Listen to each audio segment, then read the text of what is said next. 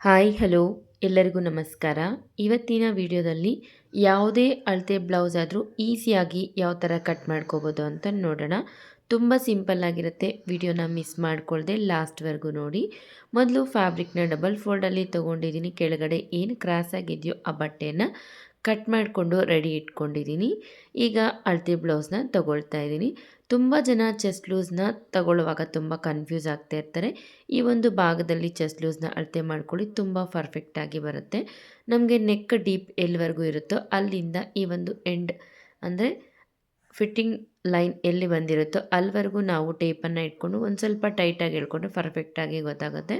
ಉದ್ದ ಕೂಡ ಅಷ್ಟೇ, ಶೋಲ್ಡ್ರಿಂದ ಬೆನ್ನ ಹತ್ರ ಒಂದು ಡಾಟ್ನ ಹಿಡಿದಿರ್ತೀವಲ್ವ ಅಲ್ಲಿವರೆಗೂ ಇಟ್ಕೊಂಡ್ರೆ ಪರ್ಫೆಕ್ಟಾಗಿ ಗೊತ್ತಾಗುತ್ತೆ.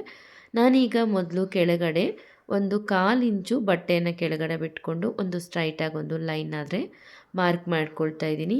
ಅಲ್ಲಿಂದ ಮೇಲಕ್ಕೆ ನಮಗೆ ಬ್ಲೌಸ್ನ ಉದ್ದ ಎಷ್ಟಿದೆಯೋ ಅಲ್ಲಿಗೆ ಒಂದು ಮಾರ್ಕನ್ನು ಮಾಡ್ಕೊಳ್ತಾ ಇದ್ದೀನಿ. ಹಾಗೆ ಅದಕ್ಕೆ ಮೇಲುಗಡೆ ಒಂದು 1/4 ಭಾಗ ನಾವೇನು ಸ್ಟಿಚ್ ಮಾಡ್ಕೊಳ್ಲಿಕ್ಕೆ ಬಟ್ಟೆ ಬೇಕಲ್ವ ಶೋಲ್ಡ್ರ್ ಹತ್ರ, ಅದನ್ನು ಒಂದು 1/4 ಇಂಚು ಆ್ಯಡ್ ಮಾಡಿಕೊಂಡು ಈ ರೀತಿಯಾಗಿ ಒಂದು ಲೈನನ್ನು ಡ್ರಾ ಮಾಡ್ಕೊಳ್ತಾ ಇದ್ದೀನಿ. ತುಂಬ ಜನ ಕನ್ಫ್ಯೂಸ್ ಆಗ್ತಾ ಇರ್ತಾರೆ ಈ ಒಂದು ಚೆಸ್ಟ್ ಲೂಸ್ನ ಅಳತೆ ಮಾಡ್ಕೊಳ್ಳೋದು ಯಾವ ಥರ ಅಂತ. ನೋಡಿ, ವಿಡಿಯೋನಲ್ಲಿ ತೋರಿಸ್ತಾ ಇದ್ದೀನಲ್ವ, ಆ ಕೈ ಕೆಳಗಡೆಯಿಂದ ಈ ಒಂದು ಕೈ ಕೆಳಗಡೆ ಅಥವಾ ಕಂಕುಳನ ಕೆಳಗಡೆಯಿಂದ ಒಂದು ಕಂಕುಳನ ಕೆಳಗಡೆಯಿಂದ ಇನ್ನೊಂದು ಕಂಕುಳನ ಕೆಳಗಡೆವರೆಗೂ ನಾವು ಅಳತೆ ಮಾಡಿಕೊಂಡ್ರೆ ಪರ್ಫೆಕ್ಟಾಗಿ ನಮಗೆ ಚೆಸ್ಟ್ ಲೂಸ್ ಅನ್ನೋದು ಗೊತ್ತಾಗ್ಬಿಡುತ್ತೆ. ಎಷ್ಟು ಚೆಸ್ಟ್ ಲೂಸ್ ಇದೆಯೋ ಅದನ್ನು ಮಾರ್ಕ್ ಮಾಡಿಕೊಂಡು 2 ಇಂಚಸ್ ಎಕ್ಸ್ಟ್ರಾ ಮಾರ್ಜಿನ್ಗೋಸ್ಕರ ಮಾರ್ಕಿಂಗನ್ನು ಮಾಡ್ಕೋಬೇಕು. ಈಗ ನಾವು ಶೋಲ್ಡ್ರನ್ನ ಎಷ್ಟು ತೊಗೋಬೇಕು ಅಂತ ತುಂಬ ಜನಕ್ಕೆ ಕನ್ಫ್ಯೂಸ್ ಇರುತ್ತೆ. ಅದು ಬೇಸ್ಡ್ ಆನ್ ನಾವು ಏನು ಬ್ಲೌಸ್ನ ಡೀಪ್ ಇರುತ್ತೋ ಅದರ ಪ್ರಕಾರವಾಗಿ ತೊಗೋಬೇಕು. ಯಾವಾಗ ನಾವು ಬ್ಲೌಸ್ನ ಡೀಪ್ ಜಾಸ್ತಿ ಮಾಡ್ತಾ ಇರ್ತೀವೋ ಆಗ ಶೋಲ್ಡ್ರ್ ಅನ್ನೋದು ಕಡಿಮೆ ಮಾಡ್ಕೋಬೋದು. ಇಲ್ಲ ಅಂತಂದರೆ ನಾರ್ಮಲಾಗಿ ತೊಗೋಬೋದು. ಶೋಲ್ಡ್ರ್ ಎಷ್ಟಿದೆಯೋ ಸೇಮ್ ಅಷ್ಟೇ ನಾವು ಹಾರ್ಮ್ ಡೌನನ್ನು ಕೂಡ ತೊಗೊಳ್ತಾ ಇದ್ದೀನಿ. ಈಗ ಎಲ್ ಶೇಪಲ್ಲಿ ಒಂದು ಲೈನನ್ನು ಕೂಡ ಡ್ರಾ ಮಾಡ್ಕೊಂಡಿದ್ದೀನಿ. ನಾನಿಲ್ಲಿ ನೆಕ್ ಡೀಪ್ ಬಂದುಬಿಟ್ಟು 9 ಇಂಚಸ್, ತುಂಬ ಜಾಸ್ತಿ ಇಲ್ಲ ತುಂಬ ಕಡಿಮೆ ಇಲ್ಲ. ಸೊ ಹಾಗಾಗಿ ಶೋಲ್ಡ್ರ್ ಅನ್ನೋದು 5.5 ಇಂಚಸ್ ತೊಗೊಳ್ತಾ ಇದ್ದೀನಿ. ಅದರಲ್ಲಿ ನಮಗೆ ರೆಡಿ ಶೋಲ್ಡ್ರ್ ಎಷ್ಟಿದೆಯೋ ಅದು ಬೇಕಂತಂದರೆ ಪ್ಲಸ್ 1/2 ಇಂಚ್ ಎಕ್ಸ್ಟ್ರಾ ಮಾರ್ಜಿನನ್ನು ಆ್ಯಡ್ ಮಾಡಿಕೊಂಡಾಗ ಸ್ಲೀವ್ ಅಟ್ಯಾಚ್ ಮಾಡಿಕೊಡ್ಲಿಕ್ಕೆ ಹಾಗೆ ನೆಕ್ ಜಾಯಿಂಟನ್ನು ಮಾಡ್ಕೊಂಡ್ಮೇಲೆ ನಮಗೆ ಪರ್ಫೆಕ್ಟಾಗಿ ನಮಗೆ ಶೋಲ್ಡ್ರ್ ಅನ್ನೋದು ಸಿಕ್ಬಿಡುತ್ತೆ. ನಮ್ಮ ರೆಡಿ ಶೋಲ್ಡ್ರ್ ಎಷ್ಟಿದೆಯೋ ಅದಕ್ಕೆ ಪ್ಲಸ್ 1/2 ಇಂಚನ್ನ ಆ್ಯಡ್ ಮಾಡ್ಕೋಬೇಕು. ಉಳಿದಿರೋದನ್ನು ನೆಕ್ಗೆ ಇಟ್ಕೊಂಡಿದ್ದೀನಿ. ಈಗ ಸೆಂಟ್ರಲ್ಲಿ ನಾವು ಎಲ್ ಶೇಪ್ ಏನು ಡ್ರಾ ಮಾಡ್ಕೊಂಡಿದ್ದೀವಿ 5.5 ಅದರಲ್ಲಿ ಒಂದು ಅರ್ಧಕ್ಕೆ ಒಂದು ಭಾಗವನ್ನು ಮಾರ್ಕ್ ಮಾಡ್ಕೊಂಡಿದ್ದೀನಿ. ಈಗ ನೋಡಿ, ನಾವು ಹಾರ್ಮೋಲ್ ಎಷ್ಟಿದೆಯೋ ಅದನ್ನು ಅಳತೆ ಮಾಡ್ಕೋಬೇಕು. ತುಂಬ ಜನ ಮಿಸ್ಟೇಕ್ ಮಾಡ್ತಾ ಇರ್ತಾರೆ. ಹಾರ್ಮೋಲ್ನ ಅಳತೆ ಮಾಡ್ಕೊಳ್ಳುವಾಗ ನಿಧಾನವಾಗಿ ಟೇಪನ್ನು ಈ ರೀತಿ ಜರುಗಿಸ್ಕೊಳ್ತಾ ನಾವು ಅಳತೆಯನ್ನು ತೊಗೋಬೇಕು. ನೋಡಿ, ಈ ರೀತಿ ಅಳತೆ ತೊಗೊಳ್ಳೋದ್ರಿಂದ ಒಂದೊಂದು ಸಲ ರಾಂಗ್ ಆಗ್ಬೋದು. ನಾವು ಕರೆಕ್ಟಾಗಿ ಟೇಪನ್ನು ಸೆಟ್ ಮಾಡ್ಕೊಳ್ತಾ ಅಳತೆ ಮಾಡ್ಕೋಬೇಕು. ಅಲ್ಲಿಂದ ಕಾರ್ನರಲ್ಲಿ 1 ಇಂಚ್ ಮೇಲ್ಗಡೆಗೆ ಮಾರ್ಕ್ ಮಾಡಿಕೊಂಡು ಈ ರೀತಿ ಕರ್ವ್ ಸ್ಕೇಲ್ನ ಯೂಸ್ ಮಾಡಿಕೊಂಡು ಈಸಿಯಾಗಿ ನಾವು ಹಾರ್ಮೋಲನ್ನು ಮಾರ್ಕ್ ಮಾಡ್ಕೋಬೋದು. ಇಲ್ಲಾಂತಂದರೆ ರಫಾಗಿ ಮಾರ್ಕ್ ಮಾಡಿಕೊಂಡ್ರೆ ಕೂಡ ಪರ್ಫೆಕ್ಟಾಗಿಯೇ ಬರುತ್ತೆ. ನಾವು ಯಾವಾಗ ಡೀಪ್ ಅನ್ನೋದು ಜಾಸ್ತಿ ಹಾಕ್ತಾ ಹೋಗ್ತೀವೋ ಆವಾಗ ಶೋಲ್ಡ್ರ್ ಅನ್ನೋದು ನಾವು ಕಡಿಮೆ ಮಾಡ್ಕೊಳ್ತಾ ಹೋಗಬೇಕು. ಯಾರಿಗೆಲ್ಲ ಈ ಒಂದು ಫಾರ್ಮುಲಾ ಬೇಕು ಅನ್ನೋರು ಒಂದು ಕಾಮೆಂಟ್ ಮಾಡಿ, ಖಂಡಿತ ನಾನು ಅದ್ರ ಬಗ್ಗೆ ಒಂದು ನೆಕ್ಸ್ಟ್ ವಿಡಿಯೋನ ತೋರಿಸ್ಕೊಡ್ತೀನಿ. ನೋಡಿ, ಪರ್ಫೆಕ್ಟಾಗಿ ನಮಗೆ ಈ ಒಂದು ಹಾರ್ಮೋಲ್ ಏನಿದೆಯೋ ಅದು ಪರ್ಫೆಕ್ಟಾಗಿ ಬಂದಿದೆ. ಈ ರೀತಿ ಹಾರ್ಮೋಲ್ ಪರ್ಫೆಕ್ಟಾಗಿ ಬಂದಿಲ್ಲ ಅಂದರೆ ಬ್ಲೌಸ್ ಅನ್ನೋದು ತುಂಬಾ ಪ್ರಾಬ್ಲಮ್ ಆಗುತ್ತೆ. ಮೇಯ್ನಾಗಿ ನಾವು ಬ್ಲೌಸ್ನ ಕಟ್ಟಿಂಗ್ ಮಾಡ್ಕೊಳ್ಳುವಾಗ ಹಾರ್ಮೋಲ್ನ ಚೆಕ್ ಮಾಡಿಕೊಂಡು ನಾವು ಬ್ಲೌಸ್ನ ಕಟ್ ಮಾಡ್ಕೊಳ್ಳೋದ್ರಿಂದ ಶೋಲ್ಡ್ರ್ ಅನ್ನೋದು ಡ್ರಾಪ್ ಆಗೋದಿಲ್ಲ. ಹಾಗೆ ಕೈ ಕೆಳಗಡೆ ಇಟ್ಕೊಳಂಗೂ ಕೂಡ ಇರೋದಿಲ್ಲ, ತುಂಬ ಕಂಫರ್ಟಬಲ್ ಆಗಿ ಕೂಡ ಇರುತ್ತೆ. ನನಗೀಗ ಒಂದು 1/4 ಇಂಚು ಜಾಸ್ತಿ ಬಂದಿರೋದ್ರಿಂದ ಲೈನ್ ಅನ್ನೋದು ಒಂದು ಸ್ವಲ್ಪ ಮೇಲ್ಗಡೆಗೆ ಜರುಗಿಸ್ಕೊಂಡು ನಾನು ಹಾರ್ಮೋಲ್ನ ಸೆಟ್ ಮಾಡ್ಕೊಳ್ತೀನಿ. ನಿಮಗೆ ಕಡಿಮೆ ಬಂತು ಅಂತಂದಾಗ ನಾವೇನು ಲೈನ್ನ ಮಾರ್ಕ್ ಮಾಡ್ಕೊಂಡಿದ್ದೀವಿ ಅದಕ್ಕಿಂತ ಕೆಳಗಡೆ ಮಾರ್ಕನ್ನು ಜರುಗಿಸ್ಕೊಂಡು ನಾವು ಕಟ್ ಮಾಡ್ಕೊಳ್ಳೋದ್ರಿಂದ ಹಾರ್ಮೋಲ್ ಅಡ್ಜಸ್ಟ್ಮೆಂಟ್ ಅನ್ನೋದು ಮಾಡ್ಕೋಬೋದು. ಈಗ ನಾನು ಈ ಒಂದು ಪಾರ್ಟ್ನ ಕಟ್ಟಿಂಗ್ ಆದರೆ ಮಾಡ್ಕೊಳ್ತಾ ಇದ್ದೀನಿ. ನಾನಿಲ್ಲಿ ಕಟ್ ಮಾಡ್ಕೊಳ್ತಾ ಇರುವಂಥ ಈ ಬ್ಲೌಸ್ ಬಂದು ವರ್ಕ್ ಬ್ಲೌಸ್ ಆಗಿರೋದ್ರಿಂದ ನಾನು ಬ್ಯಾಕ್ ಪಾರ್ಟ್ ಅನ್ನೋದು ಕಟ್ ಮಾಡ್ಕೊಳ್ತಾ ಇಲ್ಲ.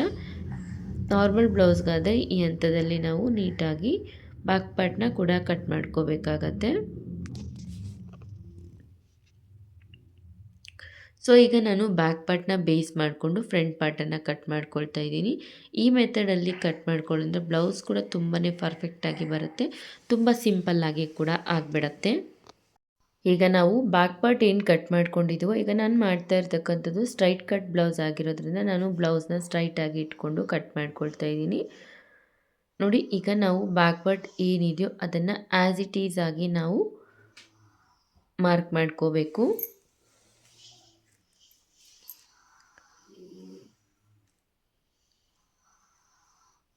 ಯಾರಿಗೆಲ್ಲ ಕ್ರಾಸ್ ಕಟ್ಟಿಂಗ್ ಬ್ಲೌಸ್ ಬೇಕು ಅನ್ನೋರು ಕಾಮೆಂಟ್ ಸೆಕ್ಷನಲ್ಲಿ ಕಾಮೆಂಟ್ ಮಾಡಿ. ಕ್ರಾಸ್ ಕಟ್ಟಿಂಗ್ ಬ್ಲೌಸ್ನ ಯಾವ ಥರ ಕಟ್ ಮಾಡ್ಕೋಬೇಕು ಅಂತ ತುಂಬ ಡೀಟೇಲ್ಡಾಗಿ ನೆಕ್ಸ್ಟ್ ವಿಡಿಯೋನಲ್ಲಿ ನಾನು ಎಕ್ಸ್ಪ್ಲೈನ್ ಮಾಡ್ತೀನಿ.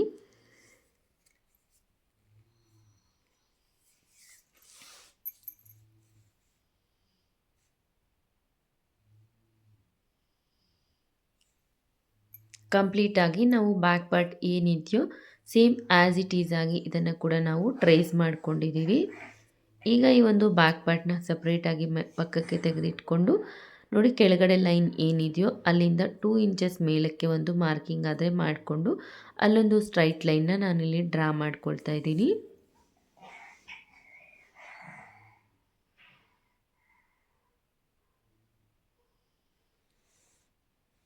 ಈಗ ನಾವು ನೆಕ್ಕು, ಹಾರ್ಮೋಲ್ ಅಂದರೆ ಹಾರ್ಮೋಲ್ ಕಡೆ ಹಾರ್ಮೋಲ್ ಶೇಪು, ನಂತರ ಬೆಲ್ಟ್ ಪಟ್ಟಿ ಎಲ್ಲಿ ಜಾಯಿಂಟ್ ಆಗಿದೆಯೋ ಈ ಒಂದು ಮಾರ್ಕ್ಸ್ನ ಮಾಡಿಕೊಂಡ್ರೆ ನಮಗೆ ಬ್ಲೌಸ್ ಅನ್ನೋದು ಫ್ರಂಟ್ ಪಾರ್ಟ್ ಕೂಡ ರೆಡಿ ಆಗಿಬಿಡುತ್ತೆ. ಬ್ಲೌಸ್ನ ಈ ರೀತಿ ನೀಟಾಗಿ ಸೆಟ್ ಮಾಡಿಕೊಂಡು ಹಾರ್ಮೋಲ್ ಎಲ್ಲಿ ಎಂಡ್ ಆಗಿದೆಯೋ ಅಲ್ಲಿಂದ ನೋಡಿ ಈ ರೀತಿಯಾಗಿ ಇಟ್ಕೊಂಡು ನಾವು ನೆಕ್ನ ಪರ್ಫೆಕ್ಟಾಗಿ ಮಾರ್ಕಿಂಗ್ ಆದರೆ ಮಾಡ್ಕೋಬೇಕಾಗತ್ತೆ. ನೋಡಿ, ಆ ನೆಕ್ಕಿಂದ ಕೆಳಗಡೆಗೆ ನಾವು ಉಕ್ಸ್ ಪಟ್ಟಿ ಎಲ್ಲಿದೆಯೋ ಅಲ್ಲಿಗೆ ಒಂದು ಮಾರ್ಕ್ ಮಾಡಿಕೊಂಡು ಅದಕ್ಕಿಂತ ಕೆಳಗಡೆಗೆ ಒಂದು ಅರ್ಧ ಇಂಚು ಮಾರ್ಕ್ ಮಾಡ್ಕೋಬೇಕು. ಯಾಕಂದರೆ ಉಕ್ಸ್ ಸೈಡ್ ಒಂದು ಡಾಟ್ ಇಡ್ತಾರಲ್ವ, ಅದಕ್ಕೋಸ್ಕರ. ಹಾಗೆಯೇ ಬೆಲ್ಟ್ ಪಟ್ಟಿಯನ್ನು ಜಾಯಿಂಟ್ ಮಾಡ್ಕೊಳ್ಲಿಕ್ಕೆ ಅರ್ಧ ಇಂಚಿಂದ 3/4 ಇಂಚ್ವರೆಗೂ ಮಾರ್ಕ್ ಮಾಡ್ಕೋಬೋದು. ನಂತರ ಸೆಂಟ್ರ್ ಡಾಟ್ ಎಲ್ಲಿದೆಯೋ ಅಲ್ಲಿಗೆ ಸೈಡಲ್ಲಿ ಬೆಲ್ಟ್ ಪಟ್ಟಿ ಜಾಯಿಂಟ್ ಎಲ್ಲಾಗಿದೆಯೋ ಅಲ್ಲಿಗೆ ಒಂದು ಮಾರ್ಕ್ ಮಾಡಿಕೊಂಡು ಈ ರೀತಿಯಾಗಿ ನಾವು ಲೈನ್ಸ್ನ ಜಾಯಿಂಟ್ ಮಾಡ್ಕೋಬೇಕು. ನಂತರ ನಾವು ಮೊದಲು ಏನು ಹಾರ್ಮೋಲ್ನ ಮಾರ್ಕ್ ಮಾಡ್ಕೊಂಡಿದ್ದೀವೋ ಅಲ್ಲಿ ಎಲ್ ಶೇಪ್ನ ಮಾರ್ಕ್ ಮಾಡಿಕೊಂಡು ಅಲ್ಲಿಂದ 1/4 ಇಂಚು ನಾವು ಒಂದು ಸ್ವಲ್ಪ ಡೌನಿಂಗನ್ನು ಮಾಡಿಕೊಂಡು ಹಾರ್ಮೋಲ್ ಶೇಪ್ನ ಮಾಡ್ಕೋಬೇಕು. ಹಾರ್ಮೋಲ್ ಶೇಪ್ನ ಕೂಡ ನಮಗೆ ಚೆಸ್ಟ್ ಲೂಸ್ ಲೈನ್ ಎಲ್ಲಿಗೆ ಎಂಡ್ ಆಗುತ್ತೋ ಅಲ್ಲಿಂದ ಒಳಗಡೆಗೆ ಮಾತ್ರ ನಾವು ಈ ಒಂದು ಹಾರ್ಮೋಲ್ ಡೌನಿಂಗನ್ನು ತಗೋಬೇಕಾಗತ್ತೆ. ಈಗ ನಾನು ನೆಕ್ಕನ್ನು ಮೇಲ್ಗಡೆ 2.5 ಇಂಚಿತ್ತು, ಕೆಳಗಡೆ 3 ಇಂಚಸ್ವರೆಗೂ ಸ್ವಲ್ಪ ಬ್ರಾಡಾಗಿ ಈ ರೀತಿ ಮಾರ್ಕ್ ಮಾಡ್ಕೊಳ್ಳೋದ್ರಿಂದ ನೆಕ್ ಅನ್ನೋದು ನೋಡಲಿಕ್ಕೂ ಚೆನ್ನಾಗಿರುತ್ತೆ, ಹಾಗೆ ಹಾಕ್ಕೊಂಡಾಗ ಕೂಡ ತುಂಬಾ ಕಂಫರ್ಟ್ ಅನ್ನೋದಿರುತ್ತೆ. ಸೊ ಈಗ ನಾನೊಂದು ಸಿಂಪಲ್ಲಾಗಿ ಒಂದು ರೌಂಡ್ ಶೇಪ್ನ ಡ್ರಾ ಮಾಡಿಕೊಂಡು ಒಂದ್ಸಲಿ ನಾನು ಈ ಒಂದು ನೆಕ್ ರೌಂಡ್ನ ಚೆಕ್ ಮಾಡ್ಕೊಳ್ತಾ ಇದ್ದೀನಿ. ಕಂಪಲ್ಸರಿ ನಾವು ನೆಕ್ ರೌಂಡ್ ಮತ್ತು ಆರ್ಮೋಲ್ನ 1ಕ್ಕೆ 2 ಸಲ ಚೆಕ್ ಮಾಡಿಕೊಂಡು ಕಟ್ ಮಾಡ್ಕೊಳ್ಳೋದ್ರಿಂದ ಬ್ಲೌಸನ್ನು ಸ್ಟಿಚ್ ಮಾಡಿದ ಮೇಲೆ ಕೂಡ ಯಾವುದೇ ರೀತಿ ಪ್ರಾಬ್ಲಮ್ಸ್ ಅನ್ನೋದು ಬರೋದಿಲ್ಲ. ಈಗ ಹೆವಿ ಚೆಸ್ಟ್ ಇದೆ ಅನ್ನೋರು ಈ ರೀತಿ ಸೈಡಲ್ಲಿ ಒಂದು ಅರ್ಧ ಇಂಚು ಈ ರೀತಿ ಕ್ರಾಸಾಗಿ ಮಾರ್ಕಿಂಗನ್ನು ಮಾರ್ಕ್ ಮಾಡಿಕೊಂಡು ಕಟ್ ಮಾಡ್ಕೋಬೋದು. ಈ ರೀತಿ ಎಕ್ಸ್ಟ್ರಾ ಸೈಡ್ಗೆ ಮಾರ್ಕ್ ಮಾಡಿಕೊಂಡು ಕಟ್ ಮಾಡ್ಕೊಳ್ಳೋದ್ರಿಂದ ಹೆವಿ ಚೆಸ್ಟ್ ಇದ್ದರೆ ಕೂಡ ಹುಕ್ಸ್ ಪಾರ್ಟಲ್ಲಿ ಒಂದು ಸ್ವಲ್ಪ ಗ್ಯಾಪ್ ಬಂದಂಗಿರುತ್ತೆ. ಆ ಒಂದು ಗ್ಯಾಪ್ ಅನ್ನೋದು ಅವಾಯ್ಡ್ ಆಗಿ ಬ್ಲೌಸ್ ಅನ್ನೋದು ತುಂಬ ಚೆನ್ನಾಗಿ ಸೆಟ್ ಆಗುತ್ತೆ.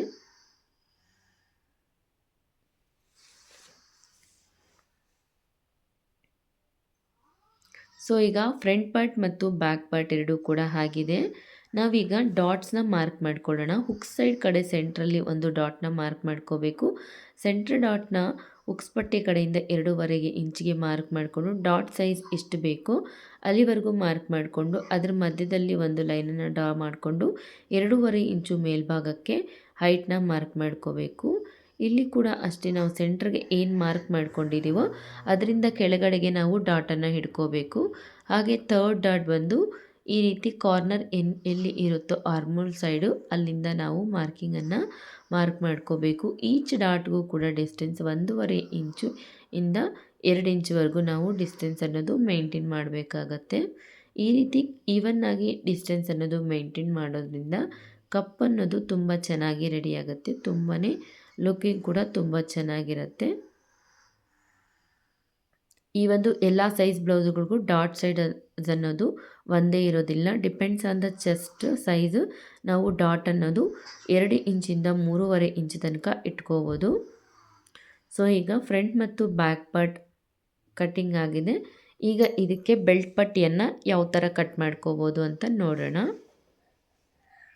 ನೋಡಿ, ನಾನಿಲ್ಲಿ ಬ್ಯಾಕ್ ಪಾರ್ಟ್ ಮೇಲೆ ಫ್ರಂಟ್ ಪಾರ್ಟನ್ನು ಇರಿಸ್ಕೊಂಡು ನಮಗೆ ಎಷ್ಟೊಂದು ಗ್ಯಾಪ್ ಇದೆಯೋ ಇದನ್ನು ನೋಡ್ಕೋಬೇಕು. ಕಂಪಲ್ಸರಿಯಾಗಿ ಇವಾಗ ನಾನೇನು ಅಳತೆ ಮಾಡ್ತಾಯಿದ್ದೆ ಇದು ಕರೆಕ್ಟ್ ಇರಬೇಕು. ಉಕ್ ಸೈಡ್ ಒಂದು ಸ್ವಲ್ಪ ಕಡಿಮೆ ಆದರೆ ಕೂಡ ಪರವಾಗಿಲ್ಲ. 3 ಕಾಲಿದೆ.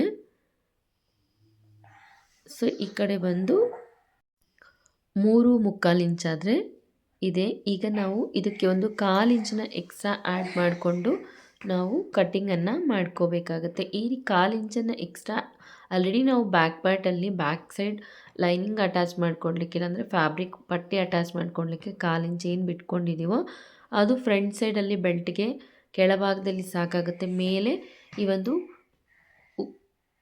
ಪಾರ್ಟ್ಗೆ ನಾವು ಜಾಯಿಂಟ್ ಮಾಡ್ಕೊಳ್ಲಿಕ್ಕೆ ಮಾತ್ರ ನಾವು 1/4 ಇಂಚ್ ಎಕ್ಸ್ಟ್ರಾ ಬಟ್ಟೆಯನ್ನು ಕಟ್ ಮಾಡಿಕೊಂಡ್ರೆ ಸಾಕಾಗತ್ತೆ. ಈಗ 3/4 ಬರ್ತಾಯಿದೆ, ಇದಕ್ಕೊಂದು 1/4 ಇಂಚನ್ನ ಆ್ಯಡ್ ಮಾಡ್ಕೋಬೇಕು. ಮತ್ತೊಂದು ಕಡೆ 3/4 ಏನು ಬರ್ತಾಯಿದೆಯೋ ಅದಕ್ಕೆ 1/4 ಇಂಚನ್ನ ಆ್ಯಡ್ ಮಾಡಿಕೊಂಡ್ರೆ 3.5 ಇಂಚಾದರೆ ಬರುತ್ತೆ. ಇಷ್ಟನ್ನು ಕಟ್ ಮಾಡಿಕೊಂಡ್ರೆ ನಾವು ಅಟ್ಯಾಚ್ ಮಾಡಿಕೊಂಡಾಗ ಈವನ್ನಾಗಿ ತುಂಬಾ ಪರ್ಫೆಕ್ಟಾಗಿ ಬರುತ್ತೆ.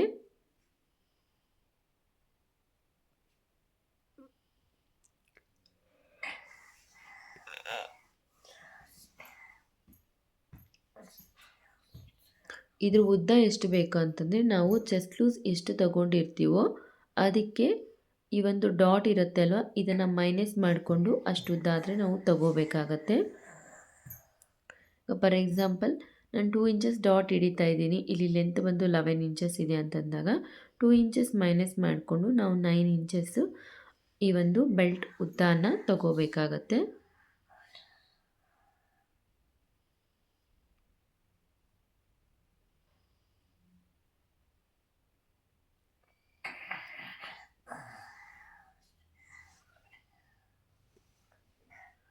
ನೋಡಿ, 3.25 ಇದ್ದ ಕಡೆ ಉಕ್ಸ್ಪಟ್ಟಿ ಸೈಡು 3.25 ಇತ್ತು. ಸೊ ನಾನೀಗ 4 ಇಂಚಾದರೆ ತೊಗೊಂಡಿದ್ದೀನಿ. ಇಲ್ಲಿ 3.5 ಇದ್ದಿದ್ದರಿಂದ 3.25 ಇಂಚಾದರೆ ತೊಗೊಂಡು 9.5 ಇಂಚ್ ಲೆಂತ್ ಇರೋ ಥರ ನೋಡಿಕೊಂಡು ನಾನು ಈ ಒಂದು ಶೇಪ್ ಪಟ್ಟಿಯನ್ನು ಮಾರ್ಕ್ ಮಾಡ್ಕೊಳ್ತಾ ಇದ್ದೀನಿ. ಸೊ ಈಗ ಏನು ಮಾರ್ಕ್ ಮಾಡ್ಕೊಂಡಿದ್ದೀನೋ ಅದ್ರ ಮೇಲೆ ನೀಟಾಗಿ ಕಟ್ಟಿಂಗನ್ನು ಮಾಡ್ಕೊಳ್ತಾ ಇದ್ದೀನಿ. ಈ ರೀತಿ ನಾವು ಅಳತೆ ಮಾಡಿಕೊಂಡು ಈ ಒಂದು ಕಟ್ಟಿಂಗನ್ನು ಮಾಡ್ಕೊಳ್ಳೋದ್ರಿಂದ ನಾವು ಜಾಯಿಂಟ್ ಮಾಡುವಾಗ ಏರುಪೇರಿಲ್ದೇ ತುಂಬ ಪರ್ಫೆಕ್ಟಾಗಿ ಬರುತ್ತೆ. ಈಗ ನಮಗೆ ಫ್ರಂಟ್ ಪಾರ್ಟ್, ಬ್ಯಾಕ್ ಪಾರ್ಟ್ ಹಾಗೆ ಬೆಲ್ಟ್ ಪಟ್ಟಿ ರೆಡಿ ಆಗಿದೆ. ಐ ಹೋಪ್ ನಿಮ್ಮೆಲ್ಲರಿಗೂ ಕೂಡ ಈ ಒಂದು ವಿಡಿಯೋ ತುಂಬಾ ಅರ್ಥ ಆಗಿರ್ಬೋದು ಅಂತ ಅಂದ್ಕೊಳ್ತೀವಿ. ನಿಮ್ಗೆ ಏನಾದರೂ ವಿಡಿಯೋ ಇಷ್ಟ ಆಯಿತು ಅಂತಂದರೆ ವಿಡಿಯೋಗೊಂದು ಲೈಕ್ ಮಾಡಿ. ನೆಕ್ಸ್ಟ್ ನಿಮಗೆ ಯಾವ ಥರ ವಿಡಿಯೋ ಬೇಕು ಅಂತ ಕಾಮೆಂಟ್ ಸೆಕ್ಷನಲ್ಲಿ ಕಾಮೆಂಟ್ ಮಾಡಿ. ಖಂಡಿತ ನಾನು ಆ ಒಂದು ವಿಡಿಯೋನ ಮಾಡಲಿಕ್ಕೆ ಟ್ರೈ ಮಾಡ್ತೀನಿ. ಈಗ ಹ್ಯಾಂಡ್ಸ್ನ ಕಟ್ ಮಾಡ್ಕೊಳ್ಳಲಿಕ್ಕೆ ಫ್ಯಾಬ್ರಿಕ್ನ 4 ಫೋಲ್ಡಿಂಗ್ಸಲ್ಲಿ ಫೋಲ್ಡಿಂಗನ್ನು ಮಾಡಿಕೊಂಡು ಕೆಳಗಡೆ ಕ್ರಾಸ್ ಆಗಿರುವಂಥ ಬಟ್ಟೆಯನ್ನು ನೀಟಾಗಿ ಕಟ್ ಮಾಡ್ಕೊಳ್ತಾ ಇದ್ದೀನಿ. ಈಗ ಕೆಳಗಡೆ ಸ್ಟ್ರೈಟಾಗಿ ಒಂದು 1/4 ಇಂಚ್ ಬಟ್ಟೆಯನ್ನು ಬಿಟ್ಕೊಂಡು ನೀಟಾಗಿ ಒಂದು ಲೈನನ್ನು ಹಾಕ್ಕೊಂಡು ಈಗ ನಮಗೆ ಸ್ಲೀವ್ ಹೈಟ್ ಎಷ್ಟಿದೆಯೋ ಅಲ್ಲಿವರೆಗೂ ಒಂದು ಮಾರ್ಕನ್ನು ಮಾಡ್ಕೊಳ್ತಾ ಇದ್ದೀನಿ. ಸೊ ಸ್ಲೀವ್ನ ಈ ರೀತಿ ನೀಟಾಗಿ ಸೆಟ್ ಮಾಡ್ಕೊಂಡು ನಾವು ಸ್ಟಿಚ್ ಎಲ್ಲ ಹಾಕಿದ್ದೀವೋ ಅಲ್ಲಿಗೆ ಒಂದು ಲೈನು, ಅಲ್ಲಿಂದ ಎಕ್ಸ್ಟ್ರಾ ಫ್ಯಾಬ್ರಿಕ್ ಕಟ್ ಮಾಡ್ಕೋಬೇಕಲ್ವ, ಅದಕ್ಕೆ ಒಂದು 1/4 ಇಂಚು ಮೇಲ್ಭಾಗಕ್ಕೆ ಒಂದು ಲೈನನ್ನು ಮಾರ್ಕ್ ಮಾಡಿಕೊಂಡು ಈ ರೀತಿ ಒಂದು ಸ್ಟ್ರೈಟ್ ಲೈನ್ನ ಹಾಕ್ಕೋಬೇಕಾಗತ್ತೆ.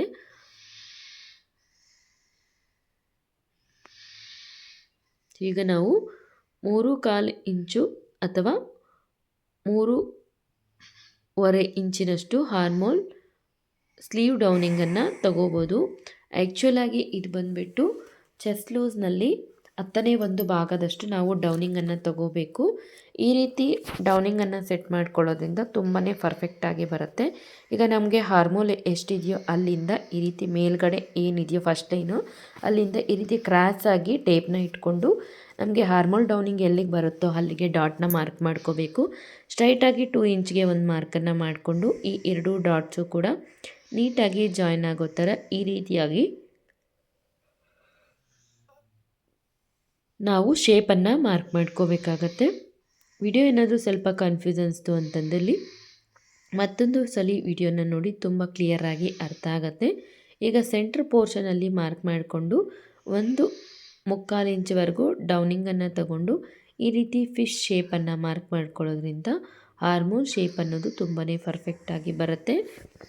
ಈಗ ನಮಗೆ ಹ್ಯಾಂಡ್ ಲೂಸ್ ಎಲ್ಲಿದೆಯೋ ಅಲ್ಲಿಗೆ ಮಾರ್ಕ್ ಮಾಡಿಕೊಂಡು, ಸೊ ಈ ರೀತಿ 2 ಪಾಯಿಂಟ್ಸನ್ನು ಆರ್ಮ್ ಲೂಸು ಹಾಗೆ ಹ್ಯಾಂಡ್ ಲೂಸ್ನ ಮಾರ್ಕ್ ಮಾಡಿಕೊಂಡು, ಎಕ್ಸ್ಟ್ರಾ ಮಾರ್ಜಿನ್ಗೋಸ್ಕರ 1.5 ಇಂಚು ಬಟ್ಟೆಯನ್ನು ಮಾರ್ಕ್ ಮಾಡಿಕೊಂಡು, ನಾವೀಗ ಏನು ಮಾರ್ಕ್ ಮಾಡ್ಕೊಂಡಿದ್ದೀವೋ ಅದರ ಮೇಲೆ ನೀಟಾಗಿ ಕಟ್ ಮಾಡ್ಕೋಬೇಕು.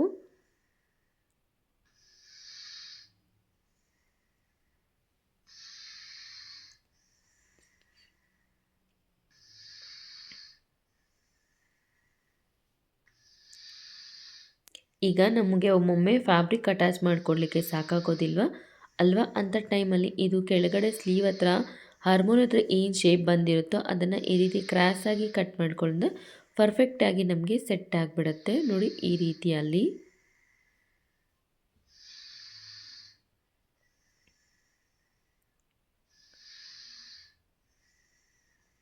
ಈಗ ನಾವು ಉಕ್ಸ್ ಪಟ್ಟಿ ಮತ್ತು ಕಾಜಾ ಪಟ್ಟಿಯನ್ನು ಯಾವ ಥರ ಕಟ್ ಮಾಡ್ಕೊಳ್ಳೋದು ಅಂತ ನೋಡೋಣ. ಉಕ್ಸ್ ಪಟ್ಟಿಗಾಗಿ 2 ಇಂಚು ಅಗಲ ಇರುವಂತಹ ಬಟ್ಟೆಯನ್ನು ಕಟ್ ಮಾಡ್ಕೋಬೇಕು. ಕಾಜಾ ಪಟ್ಟಿಗೆ 3 ಇಂಚು ಅಗಲ ಇರುವಂತಹ ಫ್ಯಾಬ್ರಿಕ್ಕನ್ನು ನಮಗೆ ಉಕ್ಸ್ ಪಟ್ಟಿ ಕಾಜಾ ಪಟ್ಟಿ ಲೆಂತ್ ಎಷ್ಟಿರುತ್ತೋ ಅದರ ಪ್ರಕಾರ ನಾವು ಕಟ್ಟಿಂಗನ್ನು ಮಾಡ್ಕೋಬೇಕಾಗತ್ತೆ.